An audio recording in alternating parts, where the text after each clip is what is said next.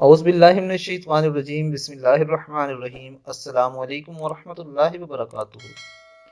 دعا کی قبولیت کے اوقات۔ حضرت ابو ہریرہ رضی اللہ تعالیٰ عنہ سے روایت ہے کہ رسول اللہ صلی اللہ علیہ وآلہ وسلم نے فرمایا، ہمارا رب ہر رات جب آخری تہائی حصہ باقی رہ جاتا ہے تو آسمان دنیا پر اتارتا ہے اور فرماتا ہے، کوئی مجھ سے دعا کرتا ہے میں اس کی دعا قبول کروں، کوئی مجھ سے کچھ مانگتا ہے میں اس کو دوں، کون کون مجھ سے گناہوں کی معافی چاہتا ہے کہ میں اس کے گناہوں کو معاف کر دوں۔